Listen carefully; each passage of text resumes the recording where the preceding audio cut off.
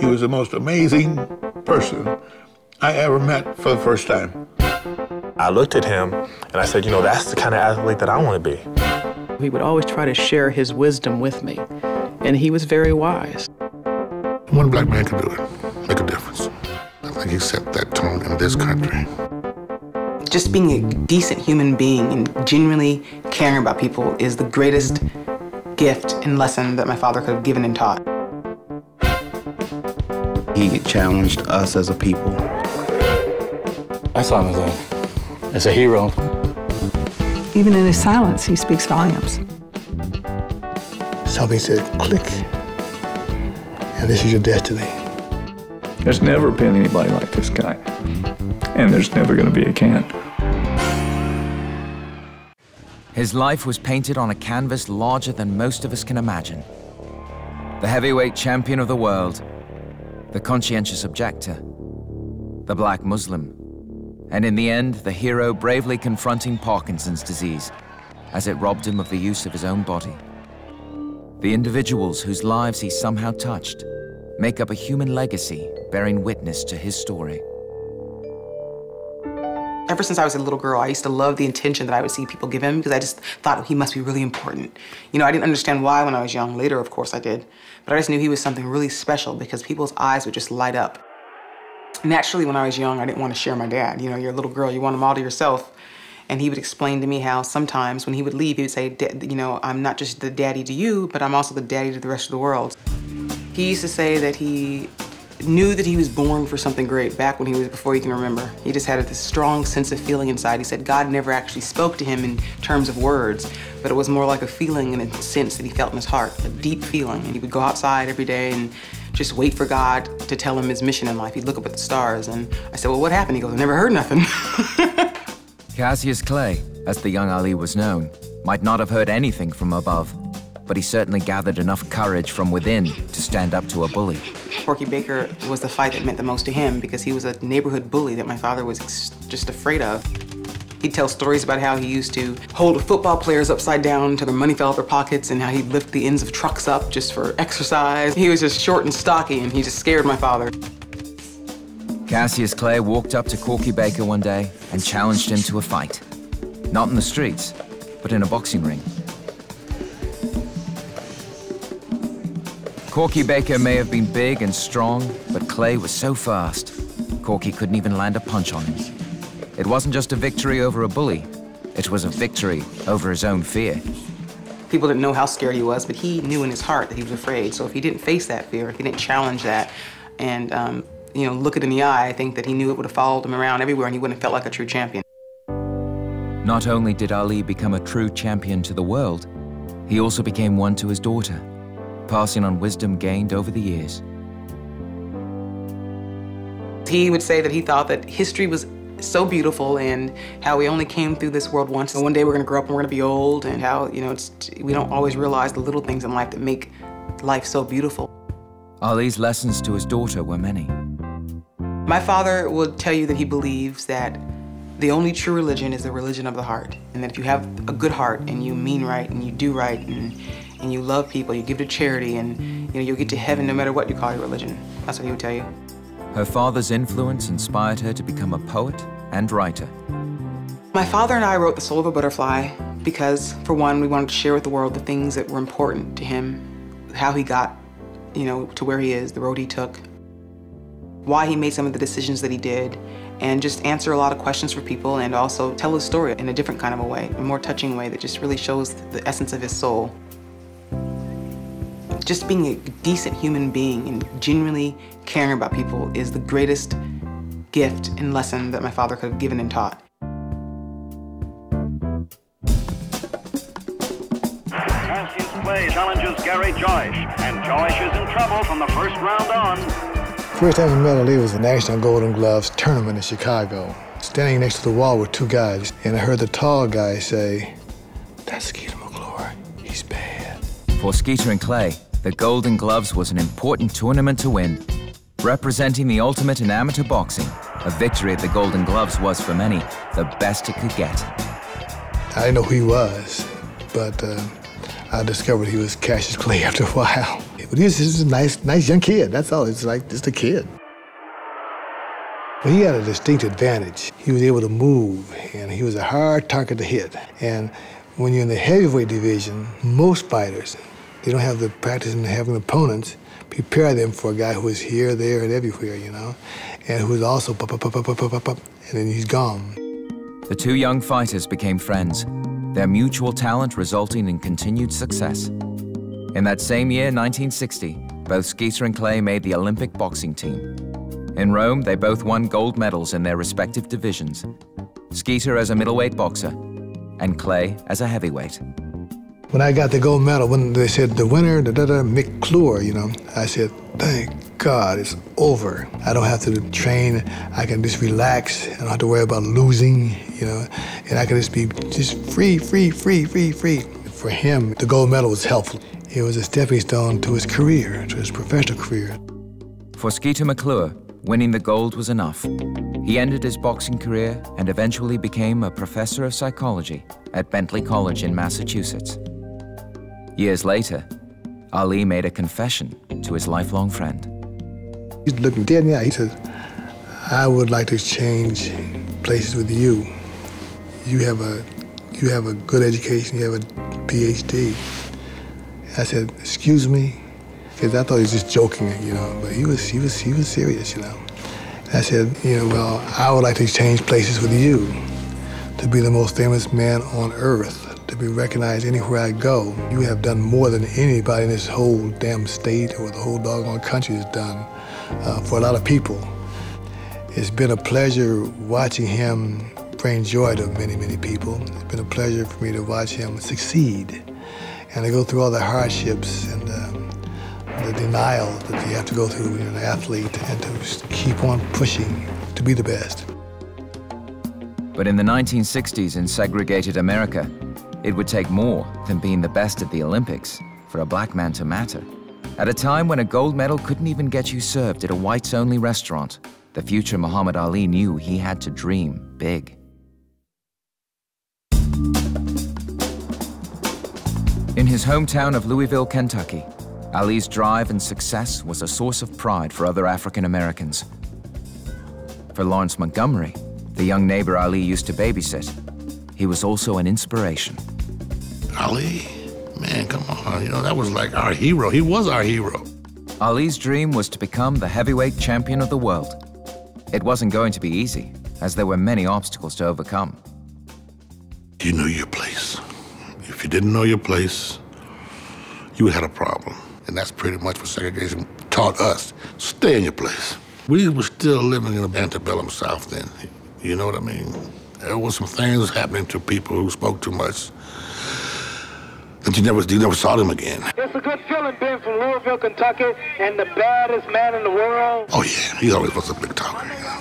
A lot of it was bravado. Because back then that's all you had was bravado.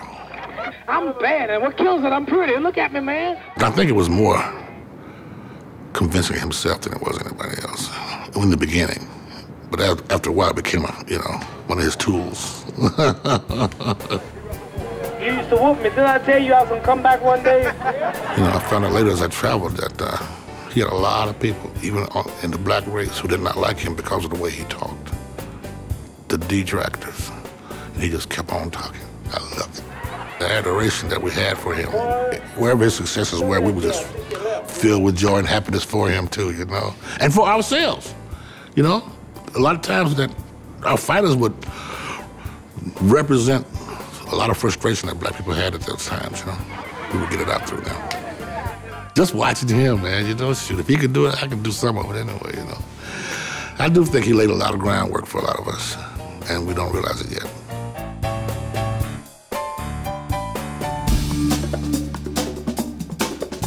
The world of boxing in the 50s was by and large a shady business. Many boxers were managed by organized crime or their friends. In Louisville, a group of Kentucky's business elite, most of them millionaires, decided to get together and offer to manage Cassius Clay. Those 11 men helped Clay avoid the more corrupt side of the boxing world. Well, most girls in high school don't become fans of boxing champions or people involved in boxing, but I did, I guess, because my father was one of the 11 businessmen that helped finance Muhammad in the early days. So I followed him pretty closely for many years, and I remember that I was probably a bigger fan than any of my brothers. But that didn't mean Ina's father allowed her to go to any of Ali's fights. While her brothers were ringside for the World Heavyweight Championship, Ina rebelled. What I did is I went with about 15 guys to Richmond, a nearby city, and watched it on closed-circuit television. And Muhammad was, I think, the 15-to-1 underdog. And of course, I bet on him. And he ended up winning, which was very surprising to everybody. Nobody thought he'd win. But I knew he would because he had such unbelievable self-confidence. From the beginning, he told everybody, I'm going to be the heavyweight champion of the world. And I believed him. As Ina grew up, Ali's actions continued to impress her. I think he had courage inside the ring and outside the ring. He refused to be inducted into the armed forces. He also changed his religion and changed his name. These things just weren't done back then, and it was a really big step. Ina's belief in Ali didn't end when she was in college. In fact, it was just the beginning. In 1997, she was asked to be one of the key players in helping Ali build a new dream. One thing that especially attracted me is hearing Muhammad talk about how he saw so many people, but particularly young people, who had given up hope that they could make something of themselves. And he wanted to create an institution that would inspire them, to make them all realize that each of us has the potential to do wonderful things. Everything Ali has tried to achieve in his life and wants to leave as his legacy is summed up in the Ali Center, built in his hometown of Louisville, Kentucky. Part of Ali's vision was to have visitors experience the full spectrum of his life. Hey, you. What you doing in here? You know I can't serve you. Now leave. There were many times that, I guess, developing a thing like the Ali Center got really rough. Many people thought, you're not going to be able to do this. This is too hard. And nobody's ever done an institution around a single living individual like this before, other than presidential libraries. And there was a lot of skepticism, and it was hard. But I would always think of Muhammad and his tenacity and his courage and all those wonderful character traits, and it would inspire me to think, okay, we can do this. It certainly was the hardest thing I've ever done, but the thing of which I'm most proud.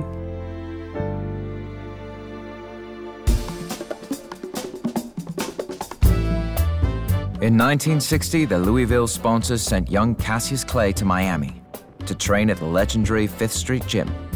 It was a rundown walk-up full of Cuban boxers fleeing Castro, old-timers from the harsh world of pre-war boxing, and a young doctor. I was a doctor for all the boxers in Miami, all of them. Ali was just a guy they sent down from Louisville, and nobody was excited about him. Go down and see Dr. Pacheco, he takes care of all our fighters, get a flu shot. Well, he came in, and he started moving around, and I said, what are you moving for? He says, well, I don't like needles. I said, well, you're gonna get one tonight, so you better stop moving, because you're gonna get one. My nurse, she knew how to give people shots. Boy, she got him, put him up against the wall and gave him the shot. I think he was 18 or something like that. My nurse says, she was an old black church woman. Says, that boy is crazy or he is going to be the champion. I said, Miss Mabel, I think both things are possible. But nobody was going to give Cassius Clay a fight with the world champion, Sonny Liston. At least not until Clay exploited another one of his talents, giving the sports writers something to write about. Clay took reporters to Liston's house at 2 a.m., woke him up, and yelled at him to fight on the lawn. He started calling Liston the Bear and showed up at press events with a bear trap. A lot of people found him pretty irritating, but nobody could ignore him.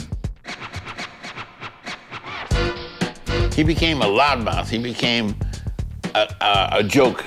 He became a little kid screaming and hollering in the dark. He was going to get killed.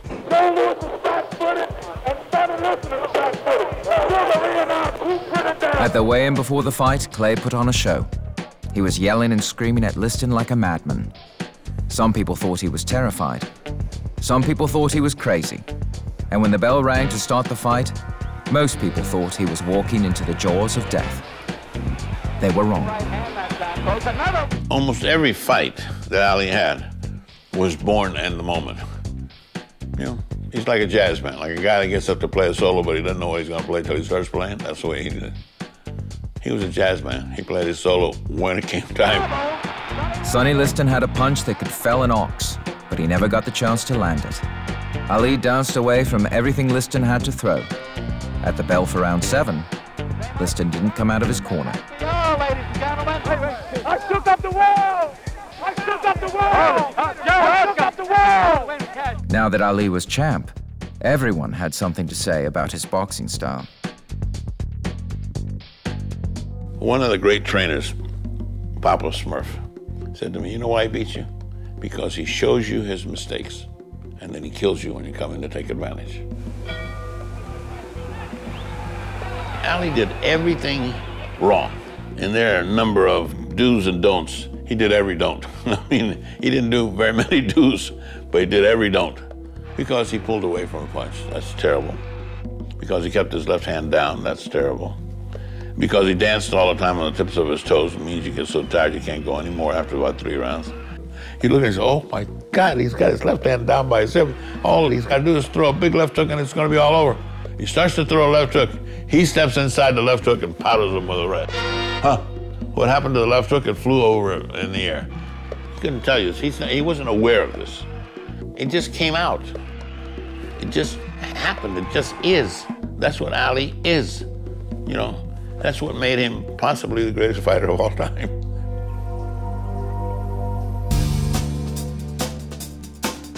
I'm still pretty. What you gonna say about this, huh? There was this face in front of me proclaiming, I'm young and handsome and fast and pretty and can't possibly be beat.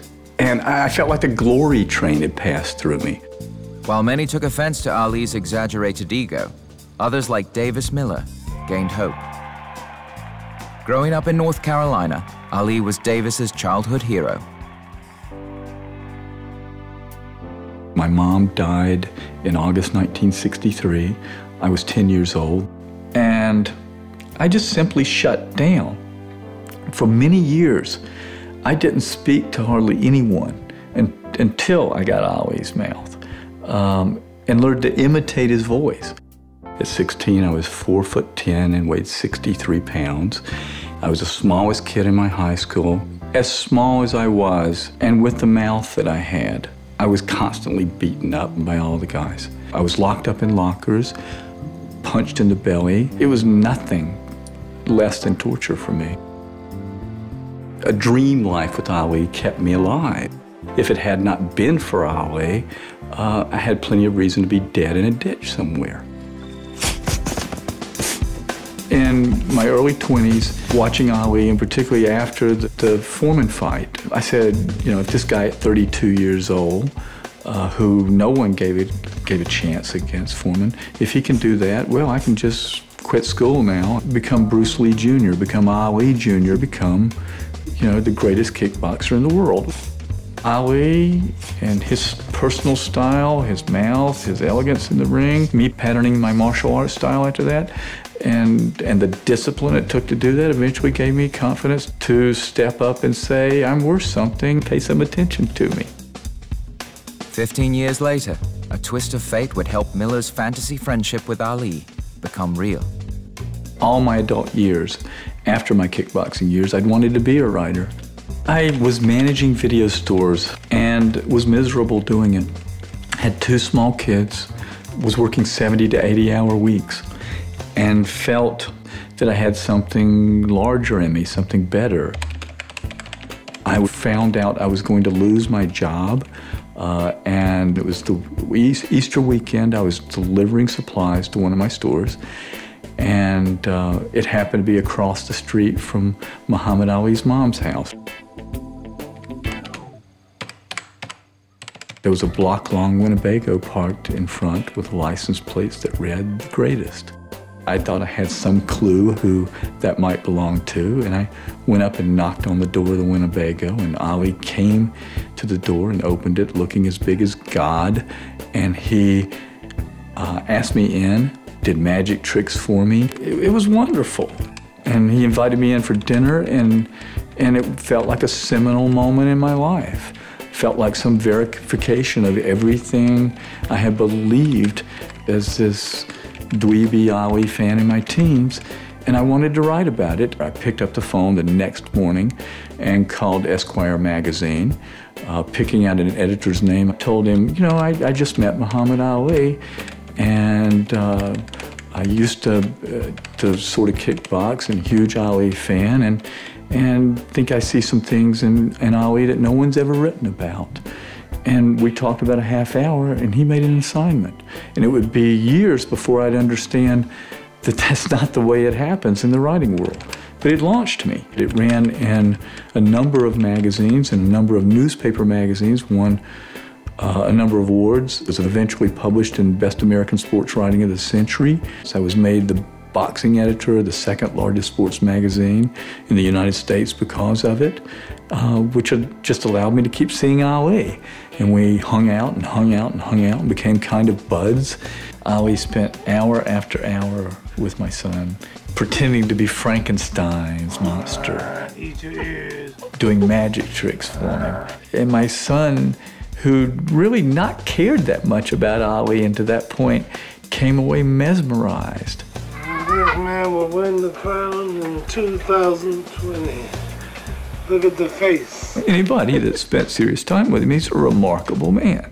That childlike quality that is at once seemingly both wise and naive. We will be the greatest of that day of all time. And I kept writing more and more intimate stories about him, and in a time when other people had no access to him. And I truthfully think no one's ever written as intimately about Ali as I have. I can pretend now to be the greatest Ali writer of all times.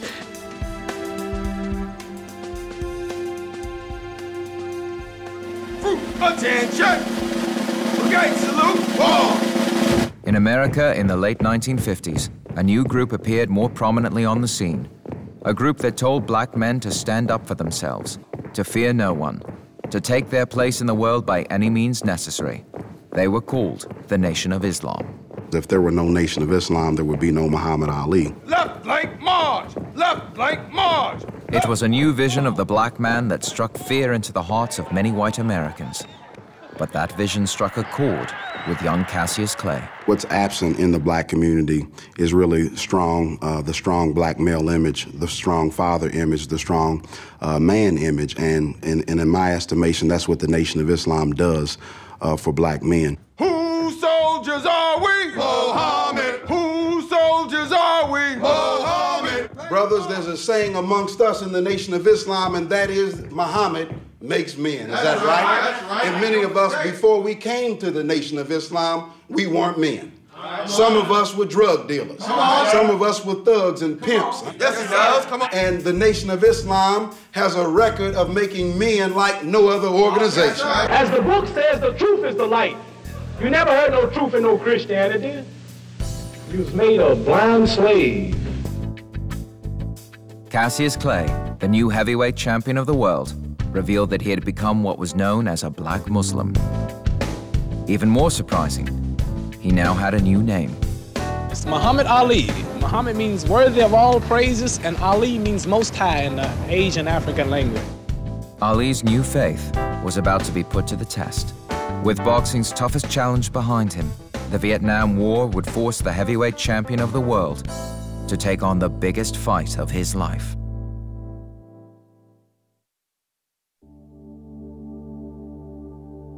"1966 was a seminal year for both Muhammad Ali and the United States.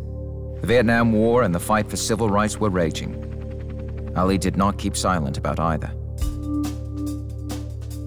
Reginald Meeks was a young man growing up in Muhammad Ali's hometown, Louisville, Kentucky.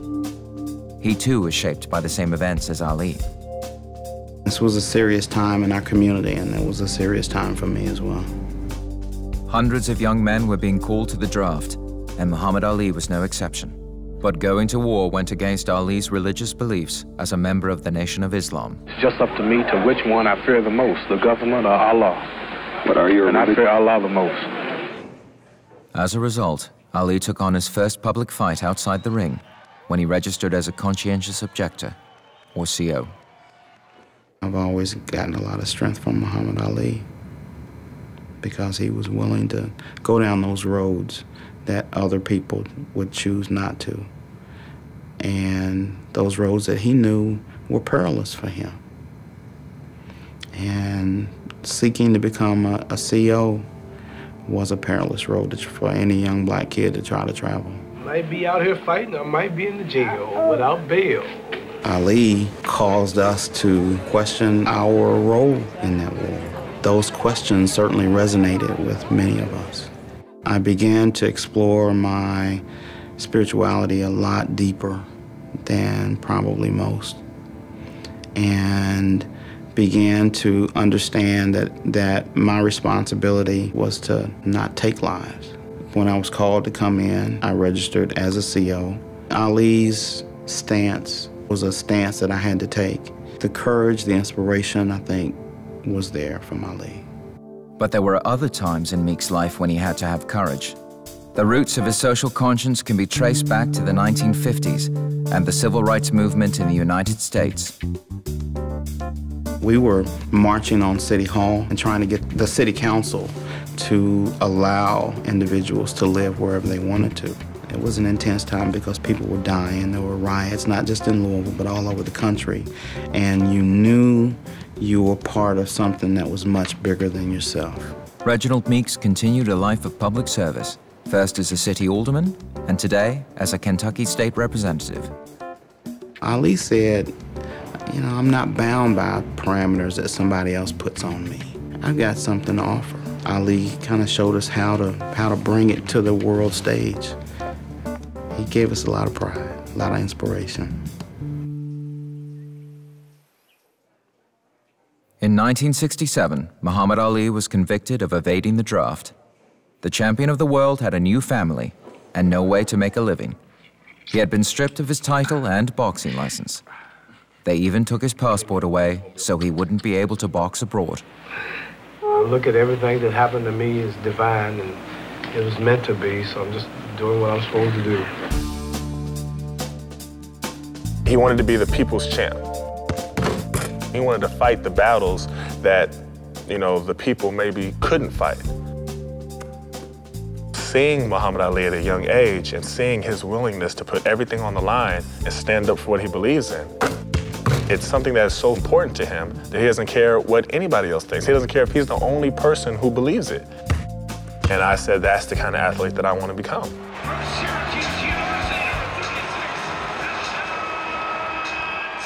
For NBA basketball player Aton Thomas, Ali's influence has motivated him to use his own success for the greater good.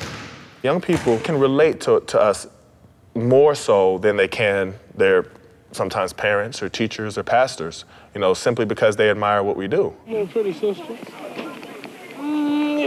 One thing about Muhammad Ali, that he was really into the community. He's like, the problems of my community are my problems as well. And that's something that I, you know, admire. You have to be able to give a voice to people who feel that they have no voice.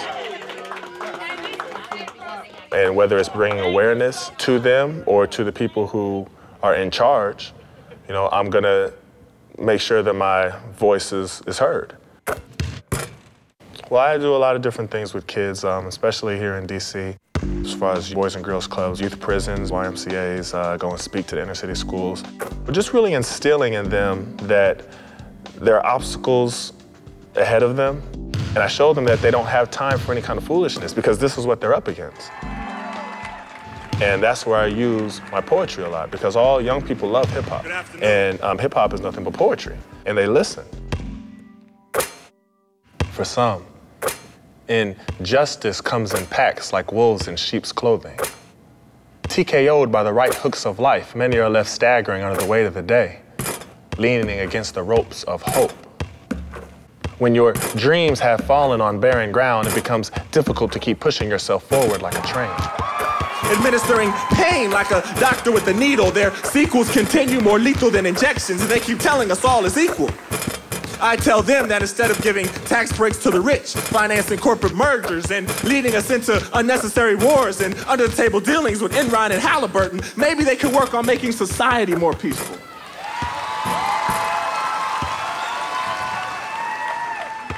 Ali is a special person, and he has a special place in history. And there's only going to be one Ali. You can't duplicate Muhammad Ali in any sense.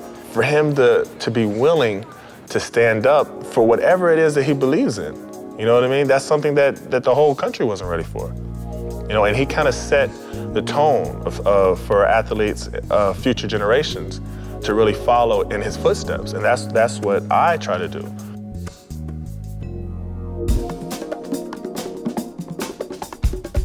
In 1971, the conviction against Ali for refusing the draft was overturned, but his championship title was still gone. With his best years as an athlete now behind him, it looked like an impossibility that he would ever regain it. Then, in the African nation of Zaire, in one of the first major sporting events ever to be organized and run by Black Americans, the aging but determined Ali set out to win back his crown. I can't describe to you the happiness of that whole experience. It was like going to a festival, you know? I mean, we got the star and the public loves him. And as if to play into Ali's hand once again, he gives us Foreman. A guy that goes up to the penthouse and says, my God, it's hot here, and the natives smell bad. Everything that Foreman did was wrong. And everything that Ali did was right. Ali, when he got through training, would walk through the worst parts, the most impoverished ghettos, handing out pictures, handing out boxing gloves. The whole town developed this thing, Ali Boumaye. Pretty soon it roared. I said, what does that mean? He said, it means Ali kill him. So Ali went in there sky high. He was having so much fun. He just didn't even think he could lose. Here we go, the bell sounds. As the fight began, Ali started doing things no one expected or understood. When he invented rope-a-dope, we thought he was crazy. Don't do that, Ali. Try it. Screaming, hollering, slapping him or slapping his. Don't do that. Don't let him. And he was saying, he's not hurting me. He's hurting my shoulders. He was right. We were wrong. This was the first television sporting event to be watched by close to 1 billion people. Because to people all over the world, it was more than a boxing match. It was the rebellious and idealistic spirit of the 60s, fighting against impossible odds. The Ali that came back from retirement was not the same fighter. He couldn't dance out of trouble the way he used to, but he discovered another strength nobody knew he had. He could take a punch. This became clear in the last fight he would win against Ernie Shavers in 1977. But it was evident to everybody that the old Ali was gone. They had been telling me over and over and over again, no, we're not going to have a hard fight. We're just going to have easy fights for him. Meaning, we're going to get as much money as we can, fighting nobodies. But they kept matching them with pretty hot, strong guys. And then they come up with Ernie Shavers. I said, listen, this guy can punch like crazy. And from what I know about Ali, he's going to stand there and take all these punches. He ain't going to get knocked out, but he's going to take a big beating. Big beating. After the Shavers fight with Ali, I walked away. What was the thing? I'd had enough. If that's your idea of an easy fight, that's it, I'm gone. I'm never gonna be back here again. I never was. It hurts like hell. Hurts like hell. You don't spend 17, 18 years with a guy that's that beautiful, that good, that kind. I mean, he's a friend of the family. So, I mean, by that point, we were all family. I mean, he'd been at my house.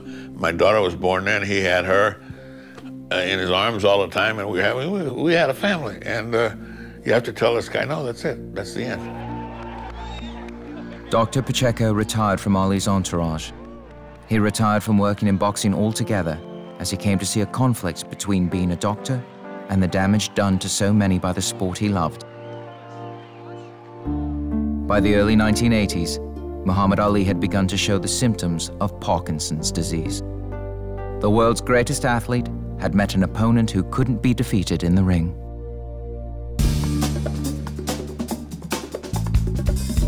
For Parkinson's patient John Ball, Ali's fight against the disease inspired him to transcend his own limitations. I was diagnosed with Parkinson's in about 1983. I was 39 years old at the time. The first symptom I had, and the one that still persists most frequently even now, is the dystonia in my left foot, where my toes will just curl under. I went on to freezing, where I couldn't initiate movement, and eventually, the tighter I'd get, I'd just come to a standstill where I just couldn't move. Well, I'd run in high school and college. I'd been a miler in high school. I ran a 4:29 in high school, which in the 60s, early 60s, was a reasonable time. So I decided in 1996 to run the LA Marathon. Well, that first marathon was really fabulous because Muhammad Ali was on the starters platform. 3, 2, 1.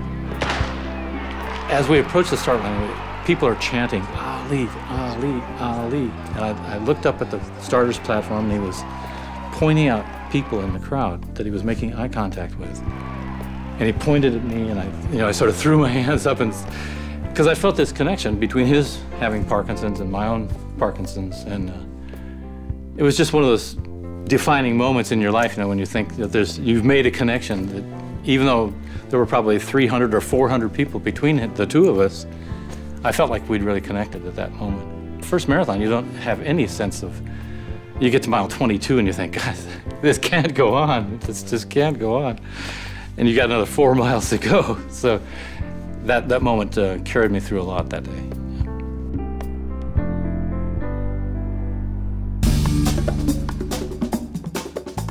Lonnie Ali has known Muhammad Ali since she was a little girl growing up in Louisville, Kentucky.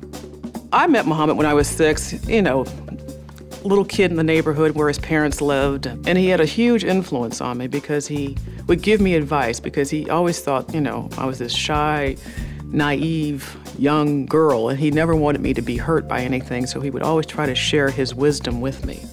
And he was very wise. It was actually at the age of 17, I didn't decide, I knew. It was like, it's just one of those things, that the sun's gonna come up in the morning. I just knew that one day that I would end up married to Muhammad. And it was a thing I just sort of took for granted, in a way. Lonnie became Muhammad Ali's 4th wife in 1986. She has been a true partner, helping to fulfill Ali's bigger vision for himself and others. Even in his mentoring of me as a child and even now, he's always made me conscious of what my purpose is.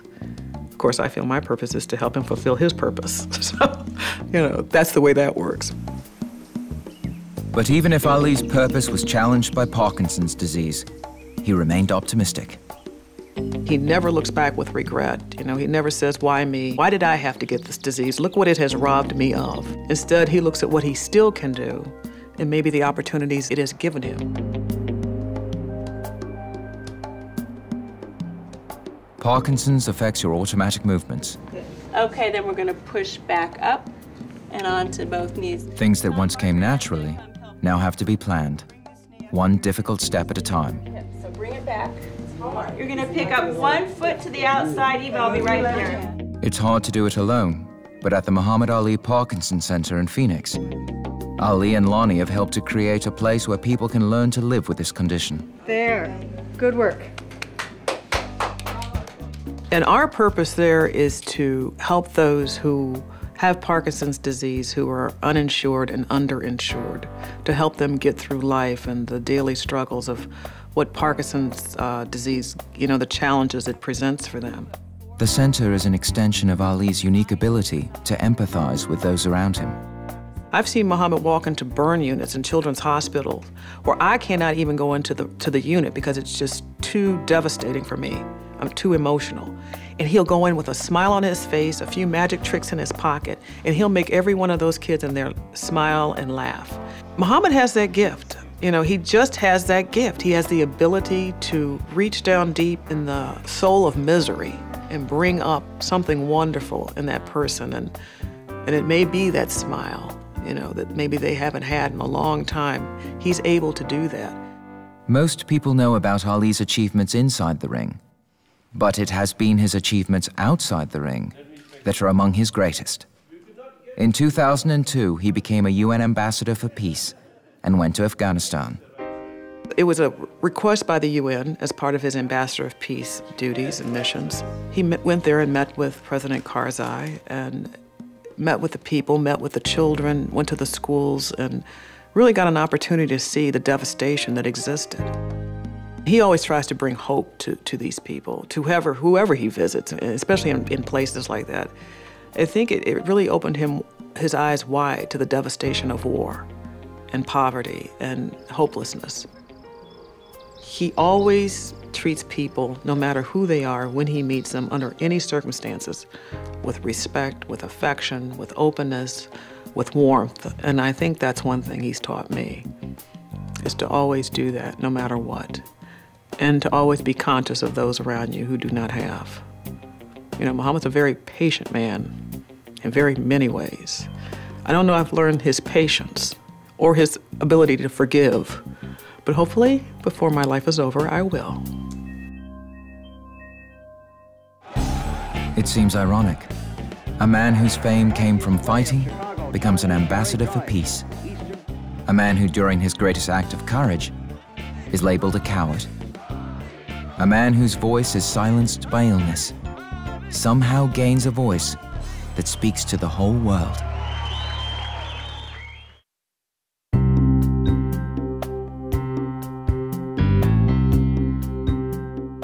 My relationship with Ali, to me it's a friendship. To me it's been life-changing. It doesn't mean anything to Ali at all. He's done that for tens of thousands, hundreds of thousands of people. He treats basically, virtually every person he meets as if they're family. And the whole world is family to Muhammad Ali.